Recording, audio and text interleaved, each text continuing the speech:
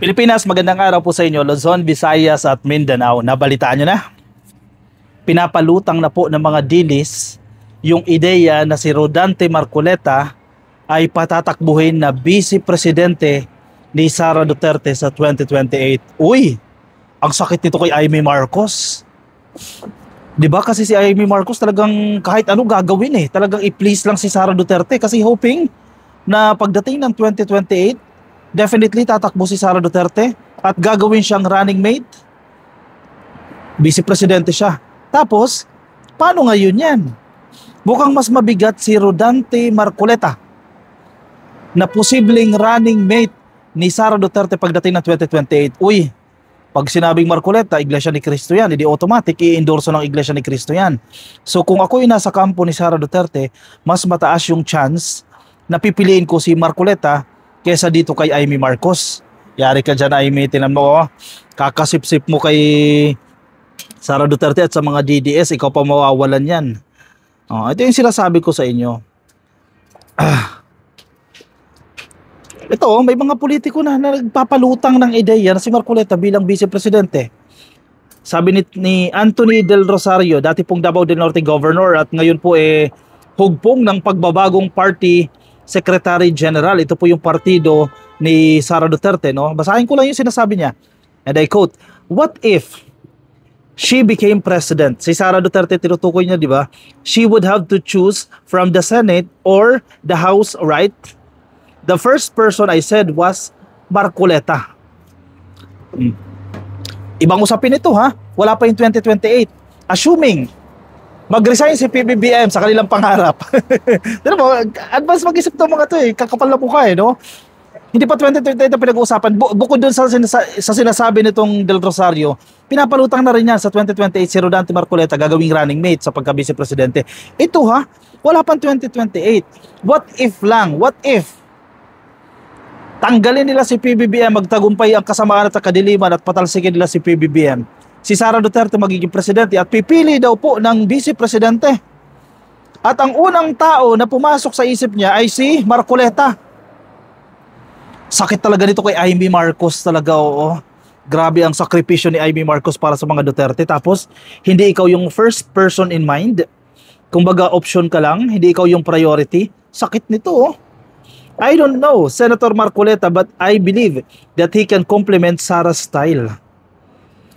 Amy, itong tao na to, itong Del Rosario ng hugpong ng pagbabago, hindi niya ro kilala si Marcoleta personally, pero alam niya na magko-complement yon sa leadership style ni Sara Duterte. Anong klaseng leadership style ba meron si Sara?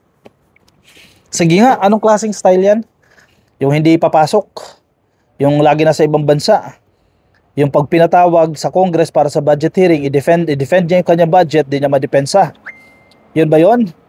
Pagbantaan ng presidente kung sino man, yun ba yung leadership style niya?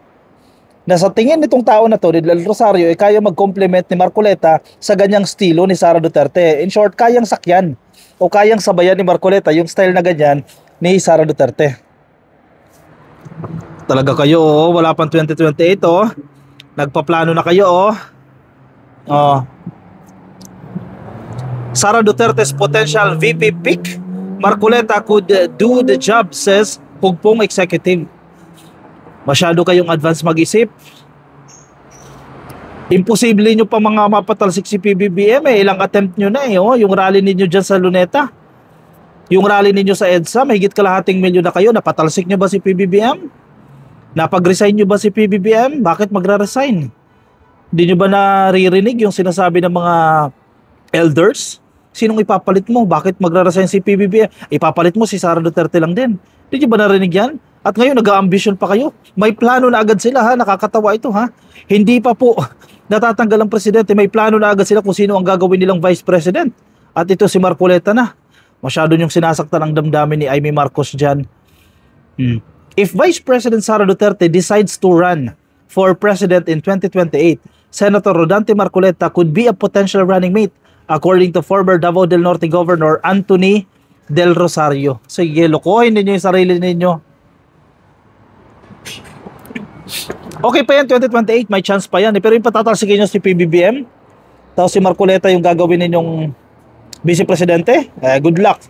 In an interview on Billionaire News Channel's The Spokes program on Friday, Del Rosario, Secretary General of Duterte-led hugpong ng pagbabago party, yung kanyang partido, no, admitted that Marcoleta was the first person that came to mind when considering potential VP candidates.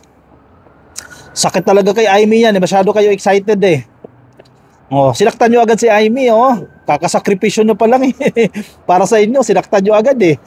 The hugpong party official praised Marcoleta's competence. Wala bang competence si Amy? Mas magaling daw si Marcoleta kaysa kay Amy, no? Adding that he could match Duterte's leadership style.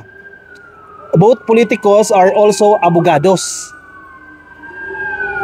Wait lang. Ano ibig sabihin niya? Abogado si Sara. Abogado na si Marcoleta. Para sila abogado. Ibig sabihin para sila magaling. Ganon. Si Sara. Nakakontribute ba yung pagiging abogado ni Sara sa kanyang pagiging vice-presidente? Kasi by definition, pag sinabi mong abogado, mahusay. Magaling. Pero si Sara Duterte, nakatulong ba yung pagiging abogado niya? May signs ba na talagang mahusay talaga si Sara Duterte dahil abogado siya?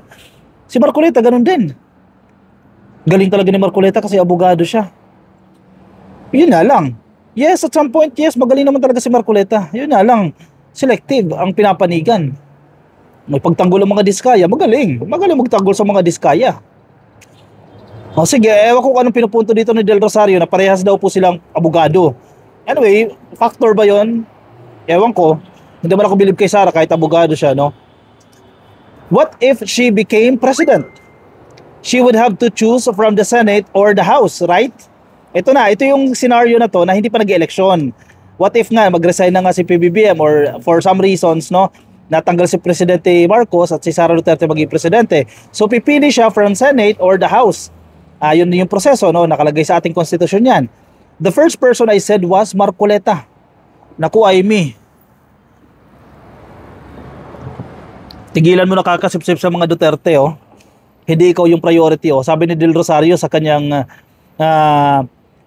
Billionaire News Channel program na hinuhost po ni Edwin Lacerda at Lorelai Fajardo. I don't know Senator Marcoleta but I believe that he can complement Sara's style. Dagdag pa niya. Del Rosario noted that Marcoleta, a former Sagip Party List representative, may be seen as polarizing but undeniably an effective politico whose appeal grew during the last senatorial elections. Yes, nakakuha ng boto si Marcoleta, pero yung mga recent acts niya dyan sa Senado, hindi katanggap-tanggap. Di ba? Yung pagtatanggol niya sa mga diskaya, saan ka pa? Gusto mong ipasok ang mag-asawang diskaya sa Witness Protection Program, ibig sabihin, gagastusan po yan ng gobyerno, pero hindi mo lang kakausapin niya mga yan o hindi mo lang hihingi yan ng intensyon na isaulin nyo muna sa gobyerno yung ninakaw ninyo. Kasi tiyak naman na nagnakaw yan. Pero sabi ni Marcoleta, wala yan, hindi yan required sa batas, yung restitution. Diyan sila nag-away ni Remulla eh. Si Remulla na mismo nagsasabi eh. That time, Department of Justice Secretary pa siya. Program nila yan sa DOJ, so alam nila yan. Hindi pwedeng mas marunong pa si Marcoleta kay Remulla, that time, hepe ng DOJ si Remulla. So alam niya yan, at program nila yan, sila yung mag-i-implement yan. Sila yung magsiset ng mga requirements dyan. At ang kanilang requirements, mag-show ka ng intent, isauli mo yung mga ninakaw mo, and then magiging konsiderasyon yan kung tatanggapin ka ba sa WPP o Witness Protection Program. Sabi ni Marcoleta, hindi required yung restitution na yan. Yan ba yung magaling? Para kanino yung pagiging magaling? Yun yung tanong dyan. Para sa mga diskaya? Para sa mga Duterte? O para sa Pilipinas o taong bayan? Kasi nakikita ko dyan, para sa mga diskaya yung pagiging magaling niya. Hindi para sa taong bayan, hindi para sa benepisyo o kapakinabangan ng Pilipinas. Kasi kung para sa Pilipinas yan, edi pilitin niya yung mga diskaya, isauli yung mga ninakaw nila. Pabor sa Pilipinas yan, papasok sa Treasury. Sa National Treasury, yung salapi ng ninakaw nila, yun eh. I think a lot of people prior to the campaign would not have ever thought of voting for Marcoleta. But during the campaign, I think things change. Let's give him a try. Yan na naman tayo sa let's give him a try eh. Ginawa natin kay Sara, let's give her a try eh. Ano nangyari? Wala, nang gulo lang. And so far, I think, yes, of course, it's either you hate him or you love him. But I think he is doing well. Talaga nga naman, ikalyado nyo yan eh. Alam sabihin nyo naman, galit kayo dyan. Alam nyo naman sabihin na hindi nagpe-perform ng ayos yan. Ikaalyado nyo yan, alam nyo, siraan nyo yan. Diba? Common sense. Marcoleta is known ally of the Dutertes. Both former President Rodrigo Duterte and daughter Vice President Sara Duterte endorsed Marcoleta's senatorial bid in the last election. So expected natin yan. Anyway, nagpunta dyan sa Senado, no? At talagang nasaktan itong si Marcoleta sa ginawa ni Remulla. At gusto niya mag-apologize at magpaliwanag si Remulla. Budget hearing eh. Sa tuwing budget season kasi, actually, ang pinakamakapangyarihan dyan yung Kongreso at ang Senado kasi sasalang yung mga head of agencies eh. Kasi manghihingi sila ng pera eh. Diba? At yung mga senador, may kapangyarihan silang silipin, questionin yan, at ipa-defer muna, ipahinto muna yung budget hearing ng isang agency. Kumbaga, this is the perfect opportunity para balikan yung mga kaaway nila. O meron silang mga alitan or may mga issue sila na hindi pa nare-resolve. Halimbawa nga yung issue ng restitution. So sumalang po itong si Boyeng Remulla bilang bagong hepe ng ombudsman, di ba? Hihingi ng budget sa Senado eh. Gusto ni Marcoleta mag-apologize muna itong si Ombudsman Remulla dito sa kanyang naging statement na bend the law, yung baliin daw po yung batas. Oh, gusto niya ihinto muna natin yung rules natin. Tawag niyan, i-suspend muna natin yung rules natin dito sa Senado. Supposedly dito po sa budget ang pag-uusapan, di ba? Nag-motion tong si Remulla na i-suspend muna natin yung rules at pagpaliwanagin muna natin si Ombudsman Remulla. Na-reject. Na-reject. Diba? Hindi ka ba maka-move on? Sa rally pa lang ng Iglesia ni Cristo, hindi ka na rin naka-move on. Paulit-ulit niya na sinabi yan eh, yung issue ng restitution. Talagang, ano ba talaga? Pinagtatanggol mo talaga yung mga diskaya. Hindi ka na naka-move on dyan. Di ba? Mas marami dapat pag-usapan, paulit-ulit dyan. Di na natapos yan. O, si Marcoleta, he seeks apology from Ombudsman over bend the law remarks. Senator Marcoleta on Friday once again, tinan mo pati yung balita ng GMA, no, nagsasawa na sa inyo, once again questioned Ombudsman Jesus Crispin Remulla for his supposed affirmation that the law could be bent in order to please the people amid the flood control controversy. Ito yung restitution na issue. Bakit ba kasi ayaw ni Marcoleta na isauli ng mga diskaya yung ninakaw nila? Yun lang yun eh. Yun lang yun. During the Senate plenary debates on the proposed 6.5 billion budget of the Office of the Ombudsman para po sa 2026, Marcoleta made a motion to suspend the rules so that Marcoleta could clarify the remark himself or issue a public apology for saying such. Talagang gagawin natin Marcoleta. Ihinto muna natin yung hearing, isuspend muna natin yung rules kasi pinag-uusapan natin budget ng Ombudsman. No? Kailangan magbigay ng public apology si Ombudsman at ipaliwanag niya yan. Mag-sorry ba? Ganon. Mag-sorry sa lahat ninyo, sa publiko, mag-sorry si Remulla bago tayo mag-proceed sa budget. Yan yung kanyang motion. Na-reject. Na-reject. Senate Deputy Majority Leader Risa Ontiveros, however, emphasized that the motion to suspend the rules, especially during budget plenary deliberations, is very, very rarely given way. Sobrang bibihirang pagkakataon na ipapasuspindi mo yung rules sa budget deliberation para balikan lang yung issue na paulit-ulit na wala nang katapusan. Na hanggang ngayon di pa rin makamove on si Marcoleta dyan sa bend the law statement na yan. Na to the point na hindi na yan yung agenda, hindi na yan yung topic, pinag-uusapan na natin ang budget, babalik na naman tayo sa lumang issue. Parang style ninyo kay PBBM, ganon. Ilang taon na nakalilipas, balik pa rin kayo dyan sa follicle test, sa drug test. Paulit-ulit kayo. Wala na kayo ibang maibato. Sabi ni Ontiveros, no? We are not entertaining the motion. In fairness, talagang strict itong si Ontiveros, no? We are not entertaining the motion, Mr. President, but the chairman remains fully capable of addressing the important issue raised by the good gentleman. Budget sponsor Senator Erwin Gatchalian, citing answers from Remulla, said that the Ombudsman's comment on the bend the law statement was only a figure of speech. Masyadong niliteral na ininterpret ni Marcoleta yan. Isa lamang po yung figure of speech. Read between the lines. Diba, hindi na gets ni Marcoleta yan.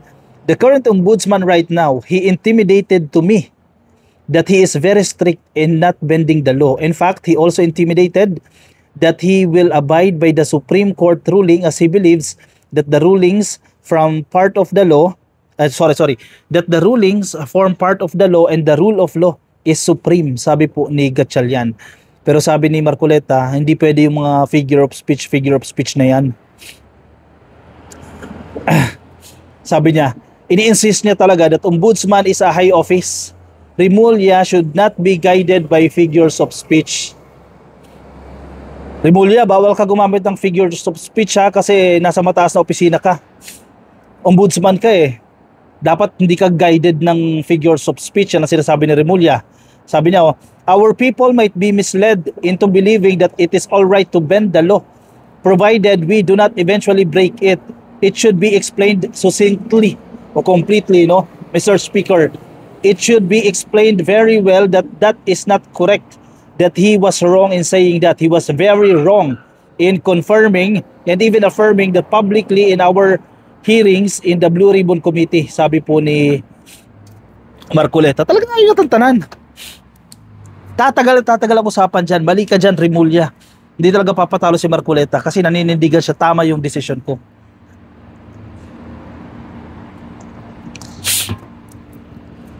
Samantalang project ng DOJ yan, sila nag-i-implement yan, sila nag-craft ng policies. Wala naman batas na nagsasabing bawal isauli. Yung mga ninakaw. Diba? Pagpapakita mo ng intention yun eh.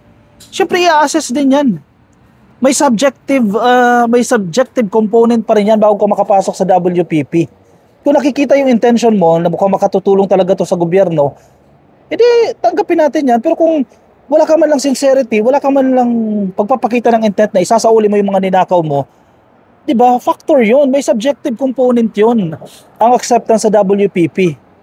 Eh bakit si Marcoleta? Hindi pwede. Wala yan sa requirement. Nasa batas ba na bawal isauli yung ninakaw? Di ba? Si Bryce Hernandez nga eh, na di hamak na mas maliit yung nakuha niya kumpara dyan kay Diskaya eh, nagsauli eh. Ito pa mga Diskaya, nakalulungkot lang, pinagtatanggol ni Marcoleta. Anyway, sige, good luck. Pag si Sara daw naging presidente, si Marcoleta magiging vice-presidente, laglag si Amy. O yan, karma is real. O siya, sige, kayo nang bahalang humusga dyan. I-komento po ang inyong opinion, reaction sa comment section para mabasa po ng iba natin mga ka-coffee. Yung mga nasa Facebook po, please like and follow, YouTube, subscribe. Mga nasa TikTok, subscribe na rin po kayo. At magkita-kita tayo ka-coffee sa susunod na episode. Paalam po sa inyo. Bye-bye.